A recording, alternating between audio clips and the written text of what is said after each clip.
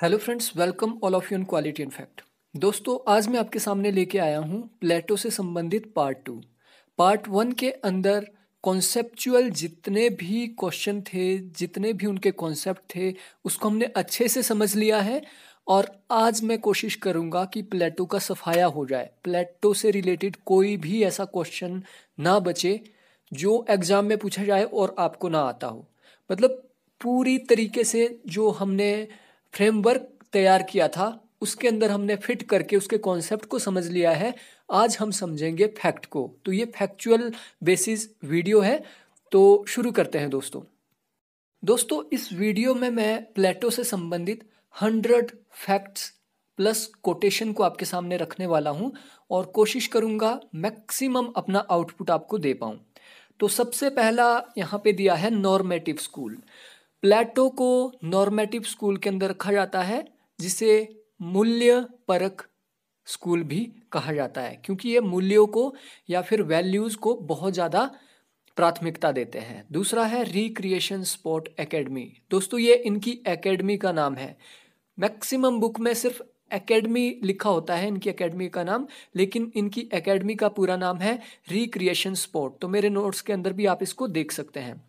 Organic theory, प्लेटो ने राज्य की ऑर्गेनिक थ्योरी दी है। इन्होंने ऑर्गेनिक एकता की बात की है राज्य से रिलेटेड, यानी राज्य का विकास उसके अंगों यानी सिटीजन का विकास माना जाएगा। और दोस्तों, प्लेटो ने डॉग सोल्जर की बात की है। डॉग सोल्जर, इन्होंने क्या किया है, रिपब्लिक में जो राजा को, जो शासक होगा, उसे डॉग सोल्जर कहा है या गडरिया कहा है। मतलब गडरिये का क्या काम होता है, वो अपने भेड़ों की, बकरियों की रक्षा करता है और उनको एक निर्देश देता है एक दिशा में जाने के लिए। जबकि दोस्तों, इन्होंने स्टेट्समैन में शासक को एक चिकित्सक कहा है, डॉक्टर कहा है, ठीक है। या फिर इन्होंने पायलट की संज्ञा भी दी है इसी के अंदर। पायलट कैसे यान को चलाता है, यानी एक जहाज को कैसे वो चलाता है। और साथ में इन्होंने बुनकर की भी संज्ञा दी है, वीवर की संज्ञा, कि बुनकर क्या करता है, कैसे पूरा का पूरा ताना बाना बुनता है। तो बुनकर की संज्ञा भी इन्होंने इसमें दी है। नेक्स्ट है डिडक्टिव मेथड। दोस्तों, प्लेटो ने क्या है, डिडक्टिव मेथड यूज किया है चिंतन पद्धति के अंदर। उसके विपरीत अरस्तु ने क्या किया था, अरस्तु ने इंडक्टिव मेथड यूज किया था। डिडक्टिव मेथड को आप समझ लीजिए। डिडक्टिव का मतलब होता है डिडक्ट करना। आपको मैसेज आता है ना, जब आप बैंक से कुछ पैसे निकालते हैं, विड्रॉल करते हैं, तो your account has been deducted 500 rupees, जितने भी आप निकालते हैं। डिडक्ट होता है निकालना या काटना। तो डिडक्टिव मेथड में क्या होता है, इसमें क्या करते हैं प्लेटो, सबसे पहले पूरा कॉन्सेप्ट लेते हैं। इसको जनरल से स्पेसिफिक मेथड बोला जाता है। जनरल मतलब फॉर एग्जांपल ये पूरा का पूरा स्टेट ले लेते हैं पहले, ठीक है, और स्टेट को फिर तोड़ते हैं, काटते हैं स्टेट को। फॉर एग्जांपल पहले स्टेट लिया, स्टेट के बाद फिर इन्होंने डिस्ट्रिक्ट लिया, डिस्ट्रिक्ट के बाद ब्लॉक लिया, ब्लॉक के बाद काटते काटते पंचायत पे पहुंच गए, और काटते काटते गांव पे पहुंच गए, और सबसे लास्ट में क्या है, ये व्यक्ति पे पहुंच गए। तो ये इन्होंने डिडक्टिव मेथड यूज किया है। सबसे पहले इन्होंने स्टेट को लिया है और स्टेट को समझा है, स्टेट को तोड़ तोड़ के ये आदमी तक पहुंचे। तो डिडक्टिव मेथड इन्होंने यूज किया है, इसको आपने बिल्कुल याद रखना है। ये टीचिंग एप्टीट्यूड में भी आता है, रिसर्च में भी आता है, तो ये कॉन्सेप्ट आपका क्लियर होना चाहिए। 8वां है टेलियोलॉजिकल मेथड। टेलियोलॉजिकल मेथड में क्या होता है कि हर चीज की अपनी एक उपयोगिता होती है और उसका कुछ उद्देश्य होता है, ठीक है। तो टेलियोलॉजिकल मेथड के अंदर क्या है कि कोई भी आइडिया अगर निकलता है, किसी भी आइडिया का जन्म होता है, तो उसका कोई ना कोई आधार होता है, उसकी कोई ना कोई जरूरत होती है। यह है टेलियोलॉजिकल मेथड। एनालॉजी, एनालॉजिकल जो मेथड इन्होंने यूज किया है, एनालॉजी का मतलब होता है सादृश्यता। सादृश्यता मतलब एक चीज की तुलना दूसरी चीज के साथ करना। दोस्तों, एनालॉजी का कॉन्सेप्ट बहुत ज़्यादा इंपॉर्टेंट है और ये फर्स्ट पेपर में हर बार ही आ जाता है, मैक्सिमम टाइम ये आया है। तो एनालॉजी का मतलब होता है कि एक चीज़ की तुलना दूसरे चीज़ के साथ करना। जैसे मैं बोलूँ कुएं में मेंढक, कि आपके थाली में तो इतना सा है जितना कि कुएं में मेंढक लग रहा है। तो क्या है, सादृश्यता देख रहे हैं ना। जैसे आप 12वां पॉइंट देख पा रहे हो, इन्होंने शैडो एंड केव का सिद्धांत दिया था कि हमें क्या लगता है कि सत्य क्या है, सत्य को हम समझ ही नहीं पाते, हम तो सत्य की सिर्फ परछाई देख पाते हैं। तो ये एनालॉजी होती है तुलना करना किसी चीज की। और दोस्तों प्लेटो ने डायलेक्टिकल मेथड भी यूज किया है। इसे बोला जाता है संवाद की शैली। ठीक है, संवाद शैली में जैसे मैं आपके साथ संवाद करता हूं, क्या न्याय आज जिंदा है, क्या सामाजिक न्याय आज समाज में है, तो आप बोलोगे है, मैं बोलूंगा नहीं है, फिर उसके ऊपर हमारा वाद संवाद होगा, उसके बाद कोई निष्कर्ष निकलेगा। तो ये क्या है, डायलेक्टिक मेथड। ये 11 जो पॉइंट है, वर्च्यू इज नॉलेज, सद्गुण ही ज्ञान है।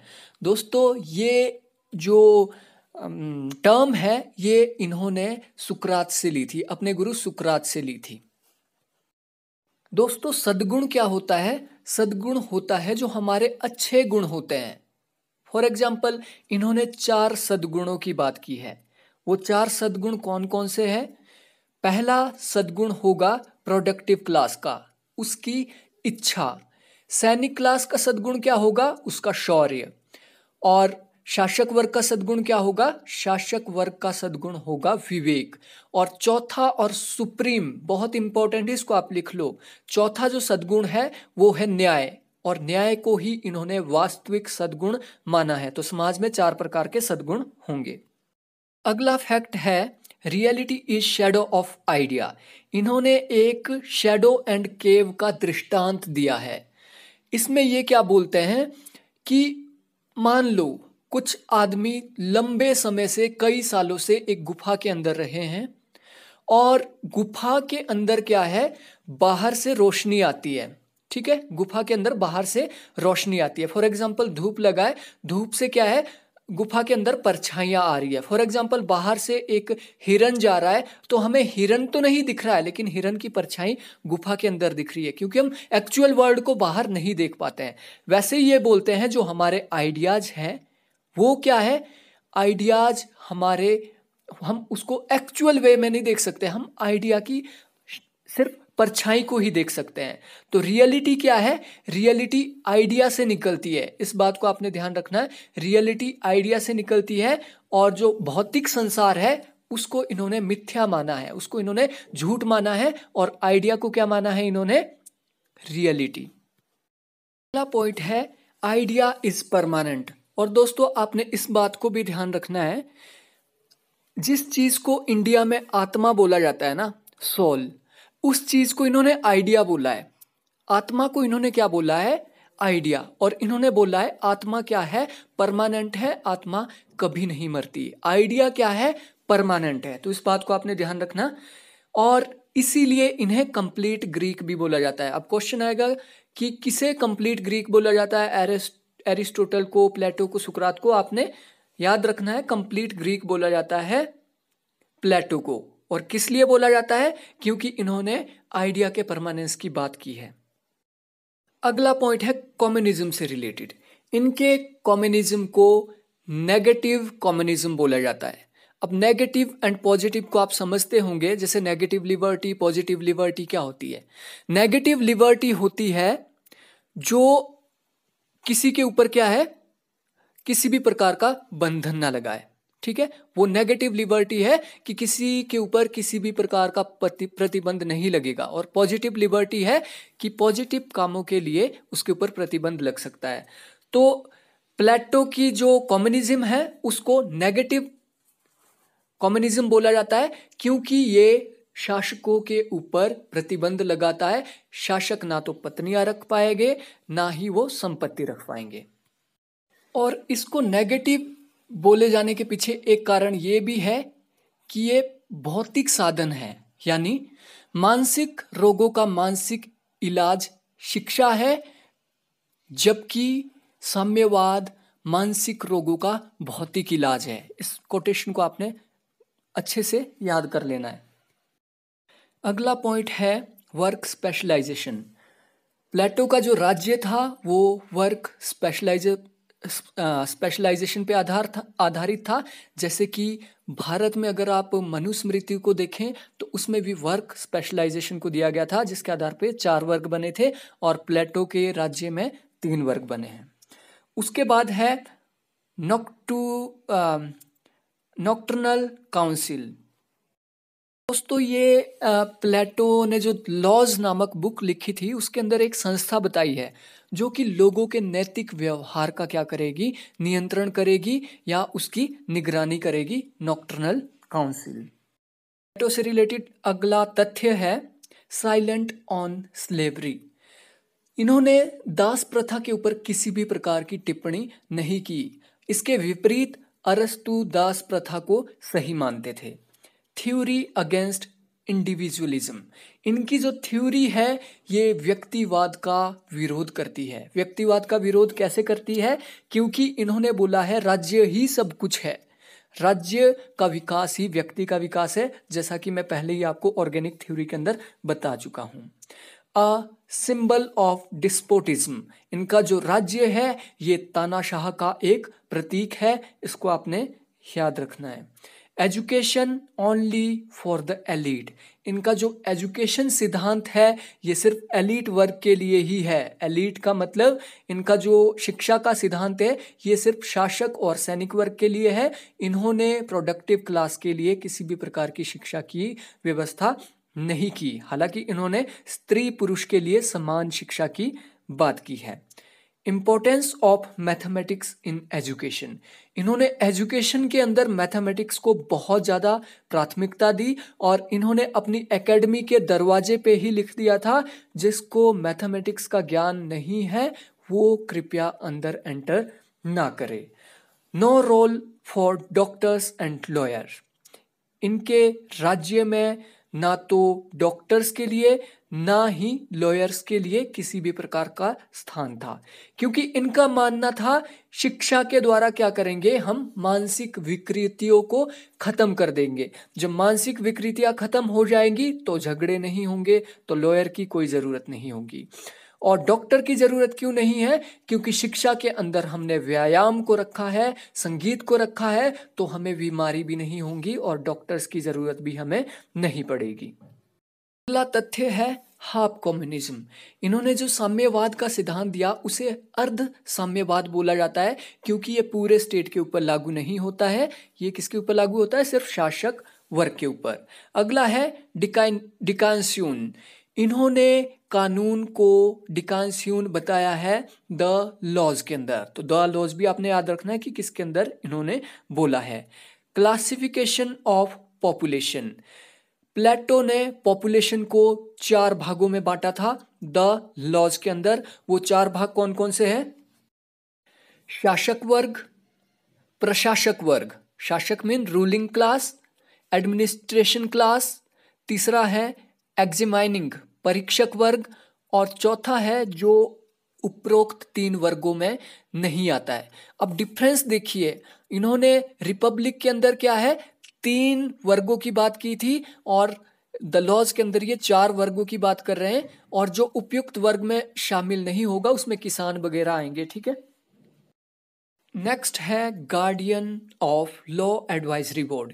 ये एक एडवाइजरी बोर्ड था कानून से संबंधित, जिसको हम आगे डिटेल में चर्चा करेंगे।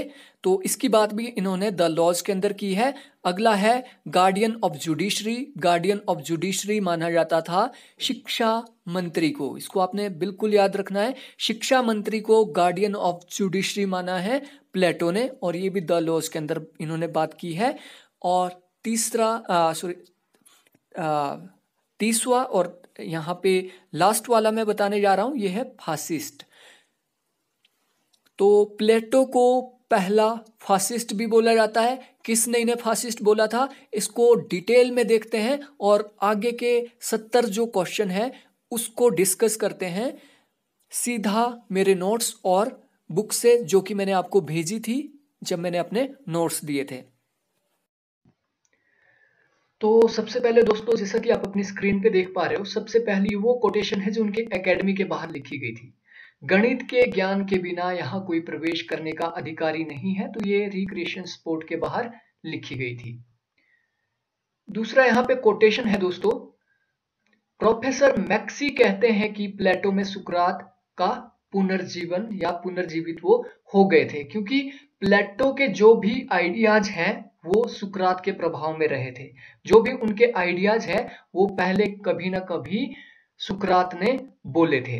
तो ये प्रोफेसर मैक्सी की है और ये सारी कोटेशन आपने लिख लेनी है। अगर नोट्स आपने मुझसे लिए हैं तो उसको आप वैसे ही अंडरलाइन करके रख सकते हैं ताकि आप इसको बार बार पढ़ें और आपको ये याद हो जाए। नेक्स्ट है सुकरात। यहाँ पे सुकरात की एक कोटेशन है। सुकरात ने कहा था जनता बीमार है इसलिए हमें अपने स्वामियों का इलाज कराना चाहिए, यानी हमें दार्शनिक राजा बनाना चाहिए और राजाओं को अच्छी शिक्षा देनी चाहिए शासन व्यवस्था की। तो ये सुकरात ने कहा था। और नेक्स्ट है प्रोफेसर कोकर के अनुसार। अब कोकर की कोटेशन है, प्लेटो के दार्शनिकवाद का आधार सुकरात का वास्तविक सिद्धांत है। तो इस टाइप की कोटेशन आ सकती है कि ये किसने कहा। नेक्स्ट है बर्नेट।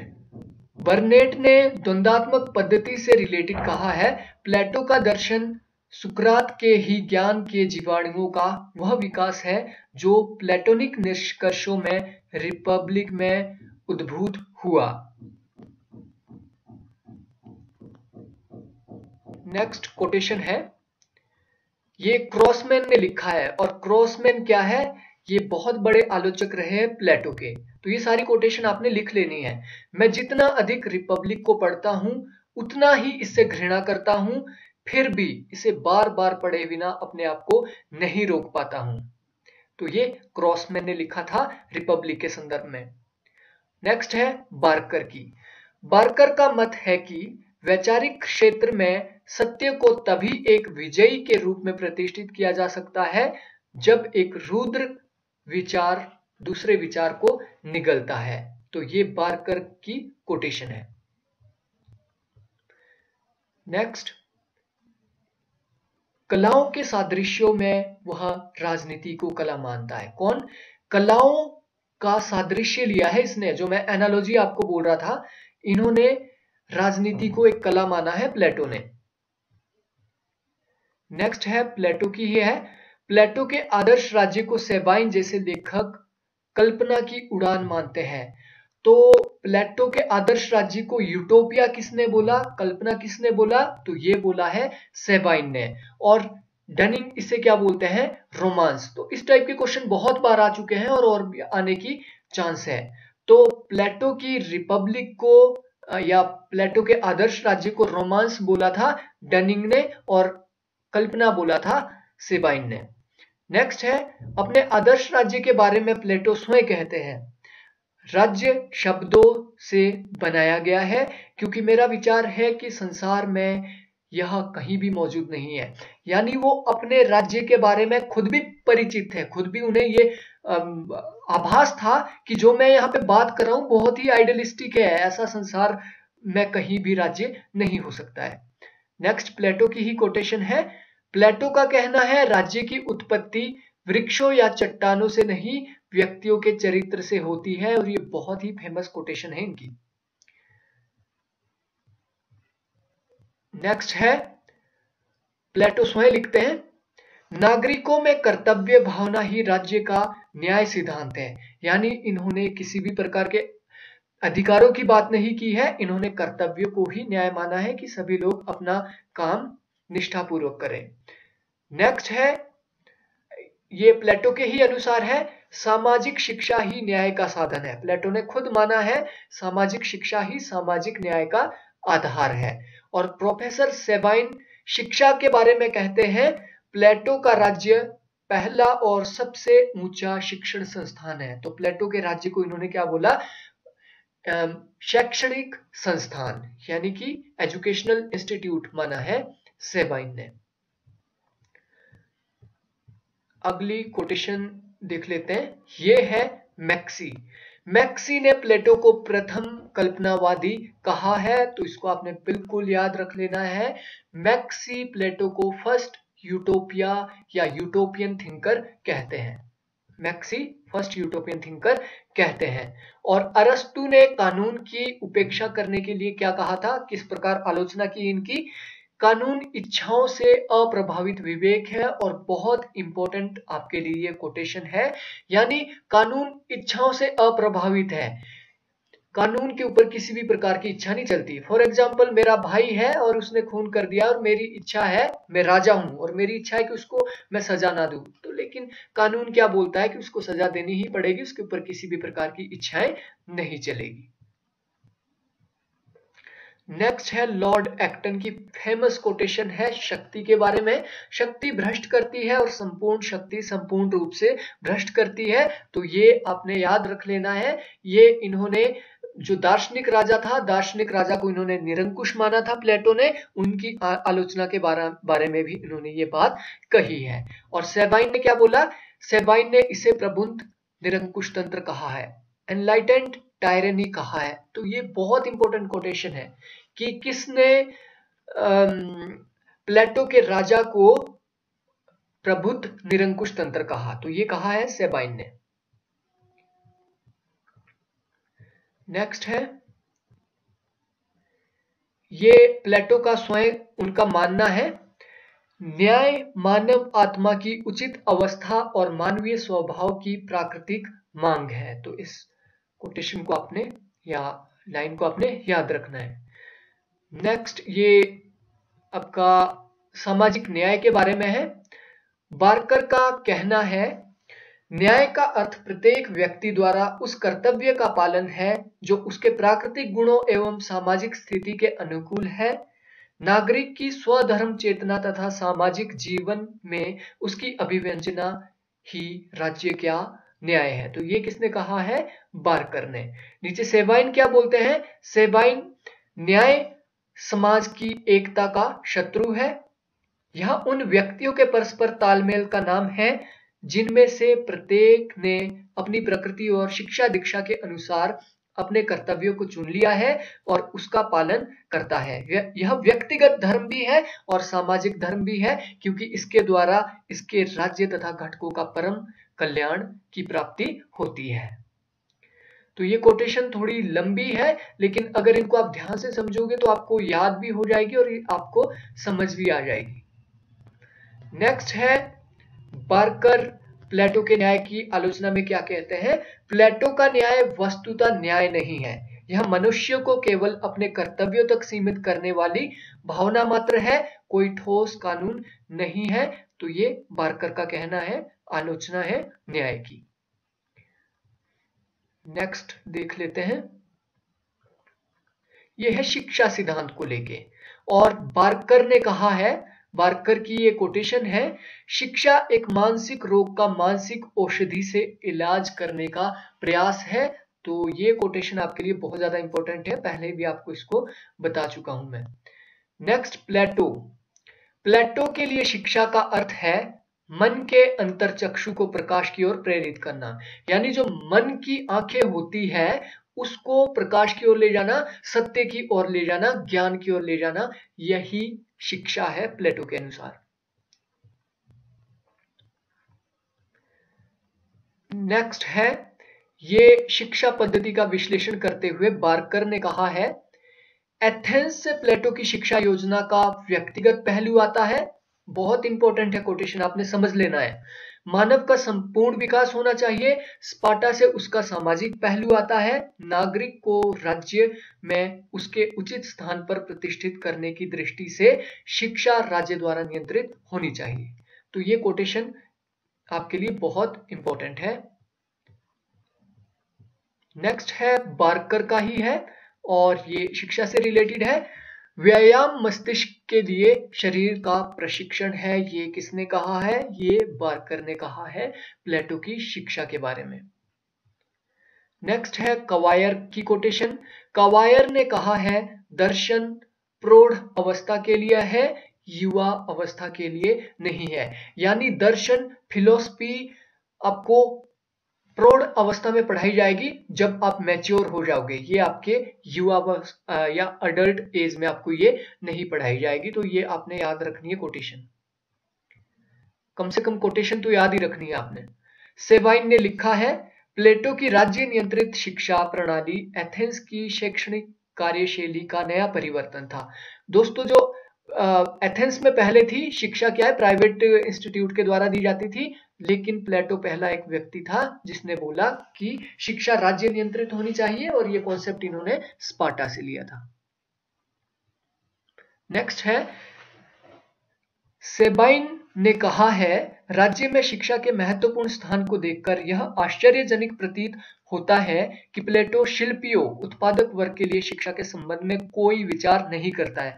यानी सेबाइन कहते हैं कि इन्होंने प्रोडक्टिव क्लास के बारे में शिक्षा की बात नहीं की है। नेक्स्ट है, बार्कर की कोटेशन है, और यह कला और साहित्य के ऊपर जो नियंत्रण रखा था उसके बारे में है।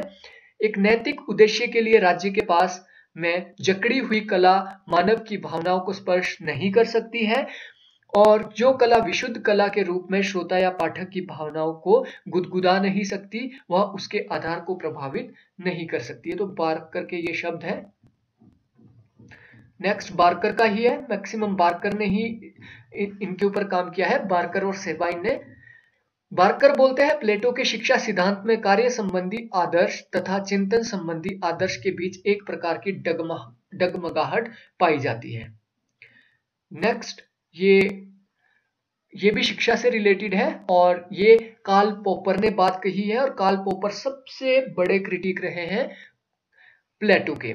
तो ये क्या बोलते हैं, प्लेटो की शिक्षा का उद्देश्य आत्म समीक्षा करना एवं समीक्षात्मक विचारों को जगाना नहीं, अपितु मत शिक्षण है।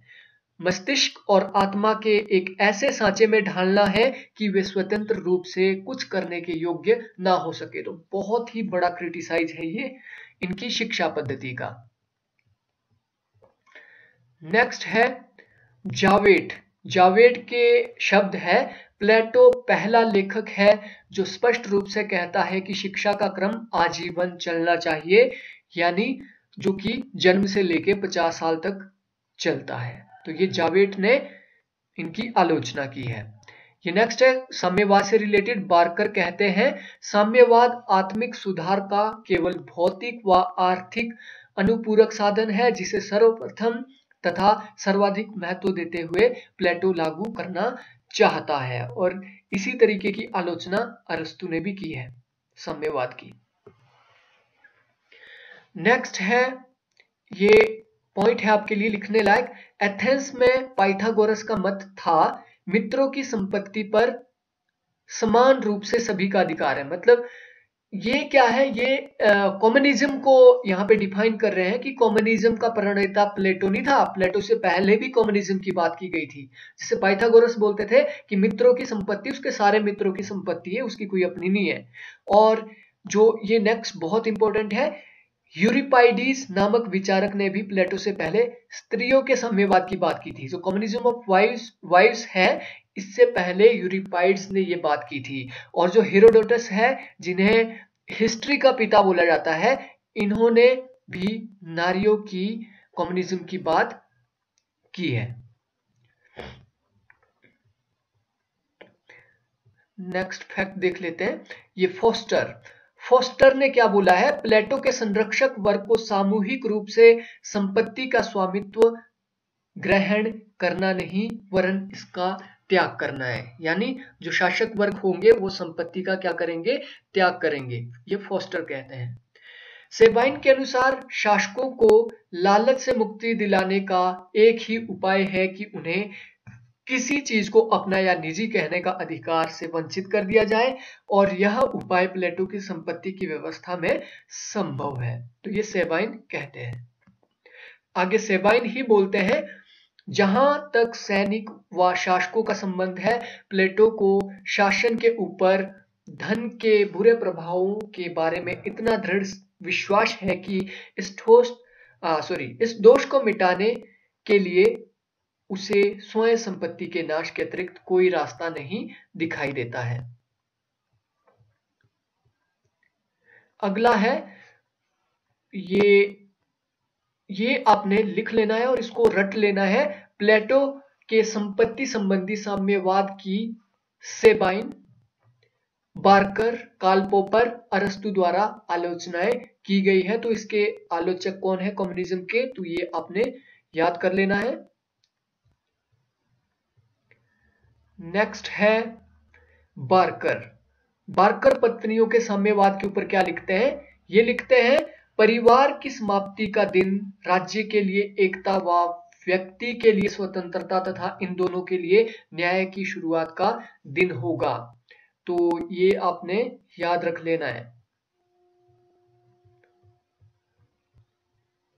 नेक्स्ट है नारियों की मुक्ति से रिलेटेड।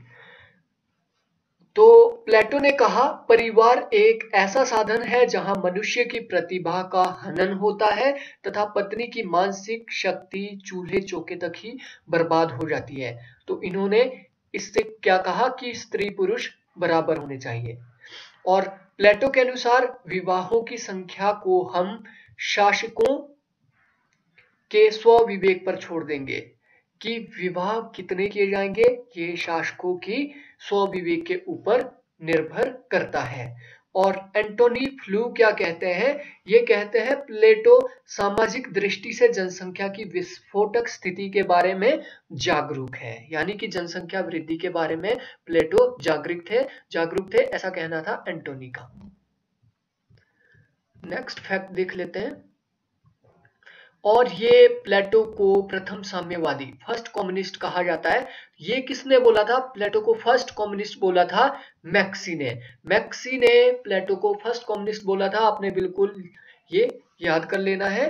और इन्होंने क्या लिखा है कि प्लेटो साम्यवादी विचारों का मुख्य प्रणेता स्रोत है और रिपब्लिक में सभी साम्यवादी और समाजवादी विचारों के बीज मिलते हैं। लेकिन ये आपके लिए इंपॉर्टेंट है, लेकिन प्रोफेसर नेटलशिप, प्रोफेसर कैटलिन और बार्कर और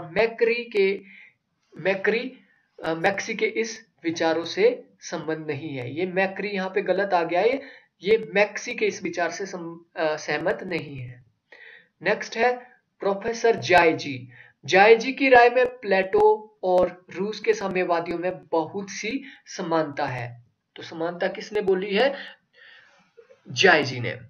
नेक्स्ट है टेलर के अनुसार रिपब्लिक में ना तो समाजवाद पाया जाता है और ना साम्यवाद। तो ये आपने देख लेना है, इसको अच्छे से याद कर लेना है। तो ये है फुल कोटेशन इनकी टेलर की।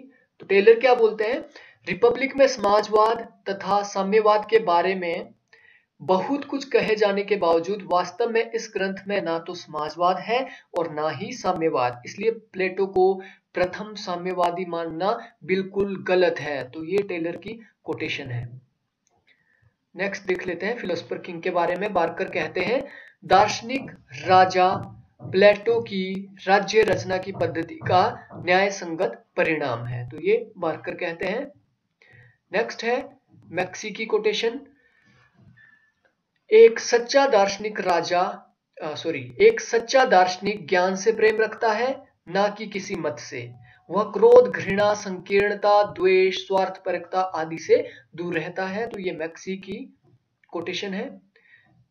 नेक्स्ट है उनके स्वभाव से लेके प्लेटो के अनुसार दार्शनिक शासक का स्वभाव शांत होना चाहिए, वह अपने राज्य में शांति बनाए रखेगा, उसका अपना व्यक्तित्व होगा, उसकी जनता अमन चैन से सांस लेगी। तो ये प्लेटो की कोटेशन है। हाँ, और ये फोस्टर की कोटेशन है।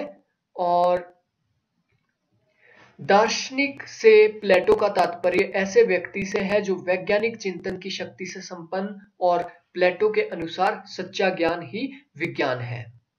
ये फोस्टर के शब्द हैं।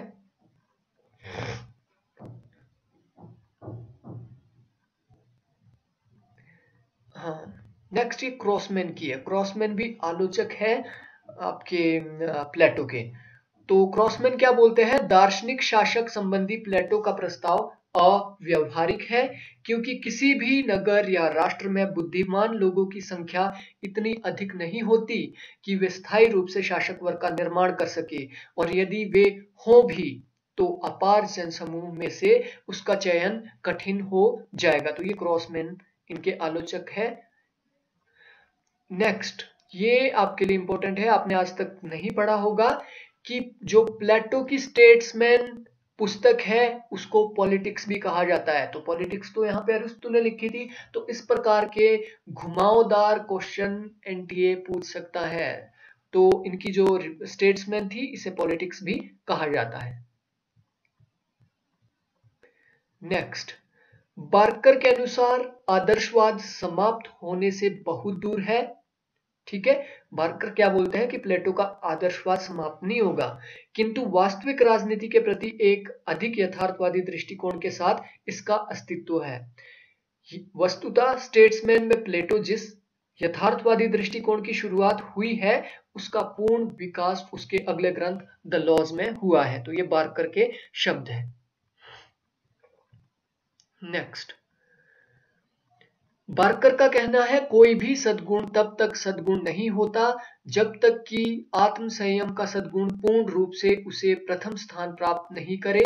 बुद्धि, साहस तथा न्याय सभी के सद्गुण होने के लिए समान रूप से एक पूर्व शर्त है अथवा इसकी पूर्णता के लिए अनिवार्य है। दोस्तों, आपको यहाँ पे एक सुझाव देना चाहूंगा। यहाँ पे कोटेशन बहुत सारी है, आपको बहुत ही मेहनत करनी पड़ेगी इसे याद करने के लिए। तो आपने क्या करना है, बार्कर की कोटेशन अलग लिखनी है और सेबाइन की कोटेशन अलग लिखनी है, आपको इजीली याद हो जाएगी। और दूसरे जो चिंतक है वो बहुत कम चिंतक है जिन्होंने इसके ऊपर अपनी बात कही है। नेक्स्ट है, प्लेटो ने कहा है कि कानूनों के बिना व्यक्ति की स्थिति बर्बर पशुओं की तरह हो जाती है। तो ये प्लेटो की कोटेशन है। कानून को इतनी महत्व दे देते ही है, पहले तो नहीं देते थे लेकिन बाद में। तो ये कोटेशन याद रखना आपने। प्लेटो का कहना है कि राज्य को कानून के अनुसार होना चाहिए। तो ये बिल्कुल लॉज के अंदर, द लॉज के अंदर इन्होंने ये बात कही है। आपने पॉज करके इसको लिख लेना है। और ये नेक्स्ट है, जो प्लेटो की मान्यता थी कि साहस युग पर आधारित राज्य विकृत होकर युद्ध प्रेमी हो जाता है, युद्ध निरर्थक होता है। तो ये शांति को महत्व देते हैं प्लेटो, इस बात को भी आपने याद रखना है। नेक्स्ट है, ये जो मैंने आपको एक विधि संरक्षक और परामर्शदाता बोर्ड बताया था, ठीक है, एडवाइजरी बोर्ड। तो इस संस्था के सदस्य केवल 50 साल से अधिक आयु के नागरिक होंगे।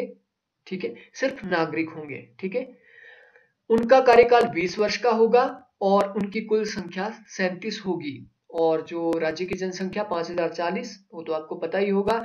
दूसरा है एडमिनिस्ट्रेटिव काउंसिल, इसमें 360 सदस्य होंगे और इनका चुनाव 1 साल के लिए होगा, जबकि एडवाइजरी बोर्ड का 20 साल के लिए होता था और जो काउंसिल का है 1 साल के लिए। और नागरिकों के 4 वर्गों में से 90 सदस्य निर्वाचित इसमें किए जाएंगे। न्याय व्यवस्था की भी बात इन्होंने की है और न्यायालयों की भी बात इन्होंने की है प्लेटो ने। तो पंचायती जो आपका न्यायालय होंगे वो एक तो पंचायत न्यायालय होंगे, एक क्षेत्रीय न्यायालय, और तीसरा होगा विशेष चुने हुए न्यायाधीशों का न्यायालय। और संपूर्ण न्याय विभाग का संरक्षक शिक्षा मंत्री होगा, जो मैं आपको पहले ही बता चुका हूं। नेक्स्ट है नगर राज्य के संबंध में। नगर राज्य में 3 वर्ग, दास, विदेशी व नागरिक होंगे। ठीक है, तो नागरिक यहां पे अलग दिया है, इसका मतलब है इन्होंने विदेशी और दासों को नागरिक नहीं माना है, इसको लिख लेना आपने। नेक्स्ट है, सह शिक्षा का विरोध किया है। प्लेटो ने क्या है, जो रिपब्लिक के अंदर इन्होंने शिक्षा योजना दी थी उसमें सह शिक्षा का ये समर्थन करते थे, लेकिन द लॉज के अंदर इन्होंने सह शिक्षा प्रणाली का विरोध किया है। उसने शिक्षा को प्राथमिक, माध्यमिक और उच्च शिक्षा 3 भागों में बांटा है।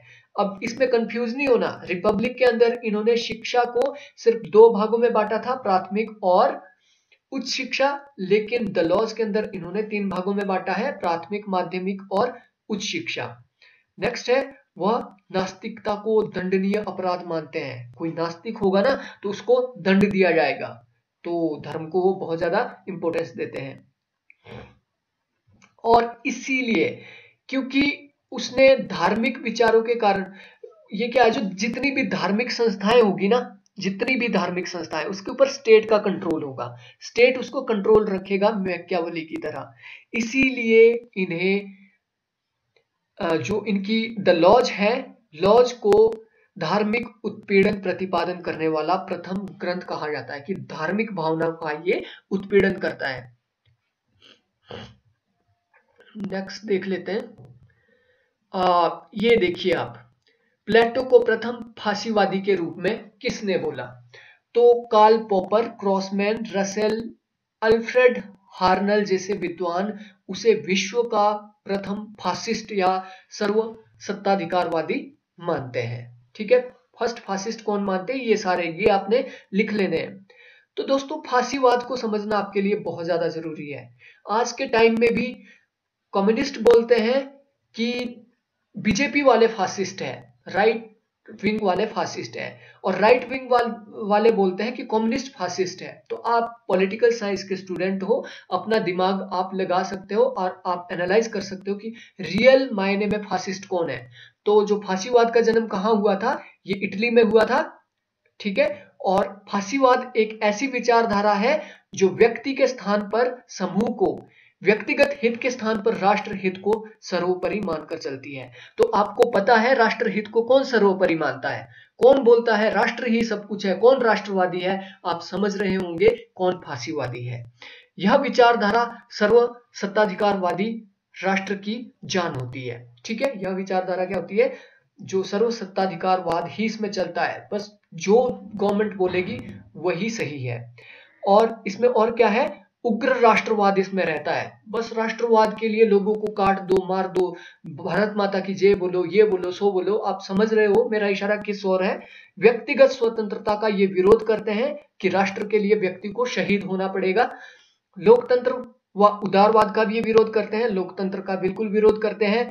बुद्धिवाद का भी ये विरोध करते हैं। बुद्धिवाद का विरोध का मतलब क्या है कि बुद्धि कुछ नहीं होती है, रैशनैलिटी कुछ नहीं होती है जी।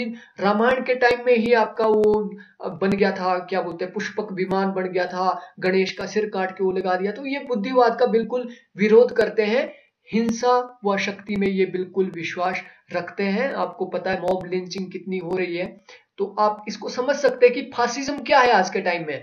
तो फासिज्म की प्रवृत्तियां प्लेटो में थी या नहीं थी, तो आप इसको अच्छे से एनालाइज कीजिए। और तीसरी चीज जो फासिज्म की होती है, ये रैशनल जो आपका रेसिस होती है, जो आपकी जाति होती है, उसको ये प्रमुखता देते हैं। जैसे कि हिंदू धर्म ही सर्वोच्च है, मुस्लिम धर्म तो बहुत ही बेकार है, इस टाइप का विचार होता है फांसीवाद का। तो इस टाइप का विचार किसका है वो भी आप अच्छे से जानते हैं।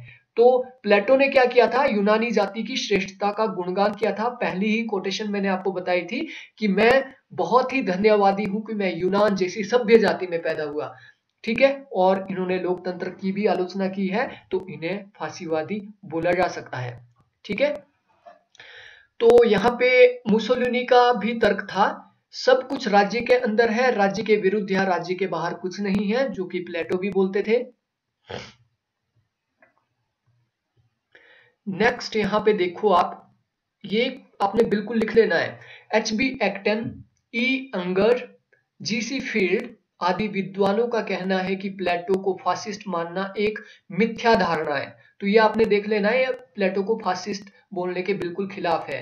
नीचे आप देख सकते हैं, CM जोड ने अपनी प्रसिद्ध guide to philosophy of moral and politics के अंदर दिखाया है कि फांसीवाद और प्लेटोवाद में क्या अंतर है। तो ये CM जोड की बुक है, to philosophy of moral and politics. नीचे आप देख पा रहे हो। और प्लेटो का दर्शन पूर्णतः एक व्यवस्थित दर्शन है, जबकि फांसीवाद एक पूर्ण दर्शन न होकर नीत्शे, पेरेटो, हीगल, मुसोलिनी आदि फांसीवादियों के सिद्धांतों का समूह है जो इधर उधर बिखरे हुए हैं। तो दोस्तों, ये था पूरा का पूरा फैक्ट। 100 से भी ज्यादा फैक्ट मैंने आपको दे दिए हैं प्लेटो से रिलेटेड।